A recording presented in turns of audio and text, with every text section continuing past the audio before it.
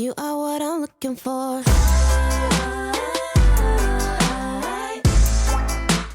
I know what I'm looking for.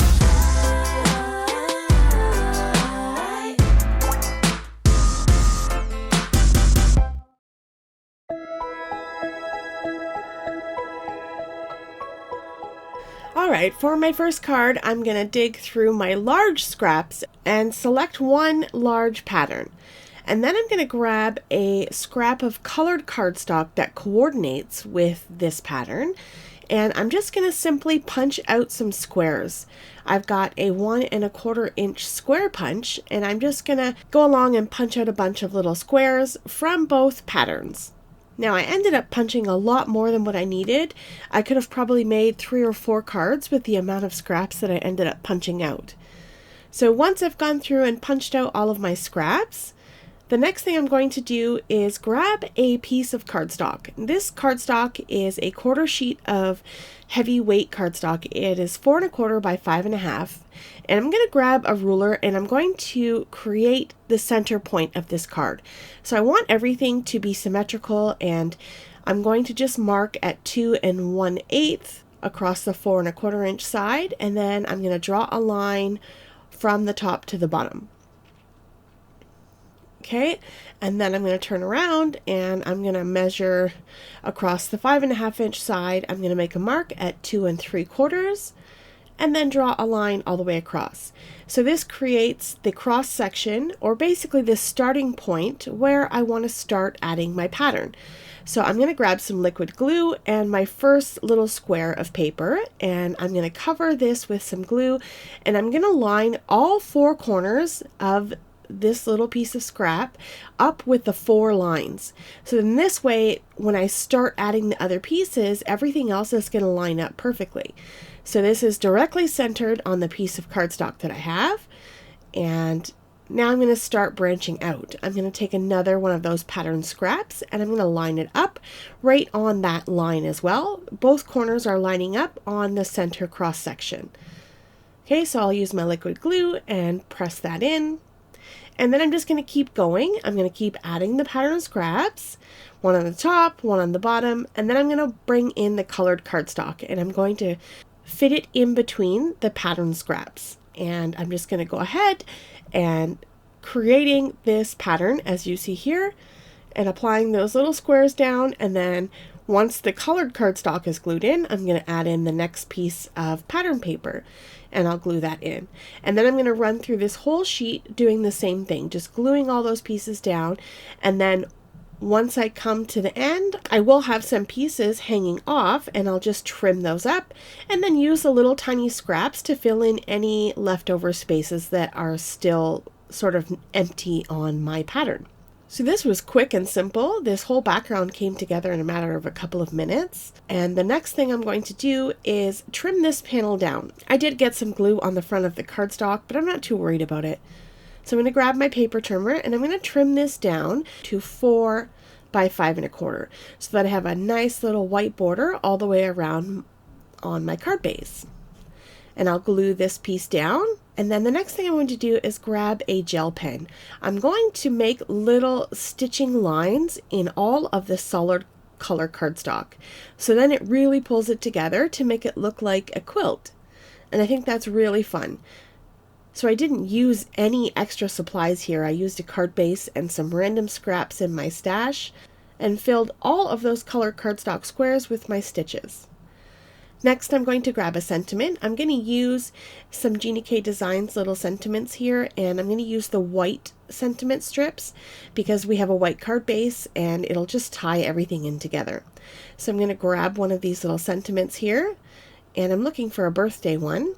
And then I'm going to grab another paper punch, and I'm just going to punch out a little fancy scalloped sort of label, and I'm going to punch out my birthday wishes. And I'm going to glue that down to the bottom right hand corner of my pattern. So I think that looks cute. The last thing I'm going to do to this card is add in some sparkly gems.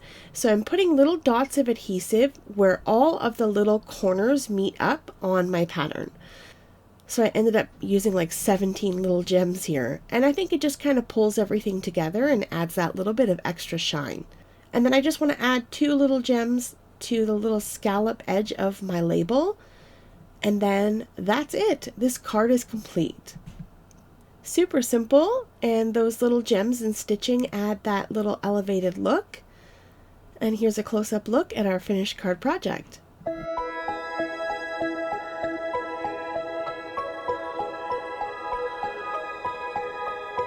Alright, card project number 2 using my scraps. I'm going to take some strips. Now I have this bag of strips of cardstock that I put all together when I was sorting my scraps. So anything that was long and skinny, I stacked them all together. So I went through and I sorted out the different types of patterns that I thought that would coordinate together. So I have some sort of watercolor looking ones, and then I've got some like rainbow stripy ones. So I'm going to use those to create a really fun background. So I'm going to take those strips and put it in my trimmer and cut down various sizes of other strips. So I'm getting little 1/8 of an inch strips, 1/4 inch strips, 1/2 inch strips, 1 inch strips, and so on. So I'm going to take all of the patterns that I selected and cut them down into these strips. My strips are kind of off to the side. I'm sorry that you can't see that little section. I didn't realize I was working too close to the right hand side of my camera. So once I'm all done here, I'm going to have this massive pile of strips, and I'm going to grab a full-size sheet of cardstock. This is just a really lightweight piece of cardstock. It's nothing too heavy, and I'm just going to add some tape runner sort of halfway through. I'm going to fill this whole sheet with my strips, but I just want to start with one section. So I'm just adding my strips in, lining them up, and I'm just mixing and matching, getting a variety of different patterns, and I'm laying them on an angle here and meeting them all up together.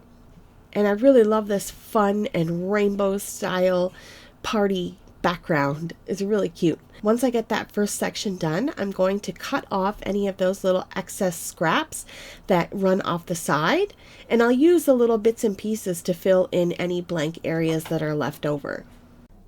The results of this technique is just so fun. I'm just going to finish up that last corner with the pieces that I had cut off. And then I'm going to flip it over and apply my adhesive to the rest of the cardstock and continue with the strips that I have, filling in all of that space. And then once this is done, we have the most fun, extremely colorful background. And I love that all of these sort of pastel and rainbow colors really blend together nicely. And there's that extra little piece of foil cardstock that's iridescent. It picks up this beautiful rainbow of colors, and it looks so lovely. This looks like a masterpiece. To me, this just looks so happy and fun.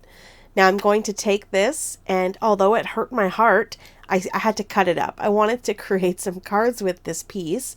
I'm going to cut some card panels out of this. I end up getting 6 pieces that measure 3 by 4 1/4. And these are going to layer really nicely on the front of some A2 cards. So I've got 6 A2 card bases. These are pre-cut and scored, and I'm going to save the little pieces that are left over to make a tag, but I'm not going to do that in today's video. I've just got it off to the side. So I'm going to take these pieces and layer them up on the front of my card bases. Now I haven't scored my card bases yet. I had them stacked in my drawer, and I find that I like storing them like this better than folding and creasing, and I can just fold and crease as I need to. So I've glued all of those panels to the front of the cards and creased the folds, and then this is what we have. This beautiful, fun, and whimsical, sparkly rainbow birthday pattern. So I'm going to take some of those leftover strips and I'm going to adhere them on the inside of the card, right across the bottom. I think it just creates a really fun element, and then I get to use up even more of those scraps. So the scraps that my scraps created are now put to use as well. So here's a look at the cards that we've made so far. I really don't want to put anything else onto these cards except a simple basic sentiment. I feel like this beautiful pattern is just doing so much for the card that I don't want to take away from that. So I'm going to grab some of my JennyCarddesigns sentiments, and this time I'm going to use the black sentiments, and I'm going to grab a little label punch, and I'm going to punch out birthday wishes. So I've got 6 cards, so I'm going to need 6 sentiments. So I just ran through and punched out a bunch of different birthday sentiments from my little sentiment pack. And then I'm just going to glue them onto the front of the card base, sort of breaking out of that pattern onto the white space. I think it creates a really cool element, and it sort of draws your attention into the sentiment, so it doesn't get lost in the busy background. And then also with the sentiment being black, it really pops out. So there we go. 6 beautiful rainbow cards complete. Here's a close-up look at some of those cards.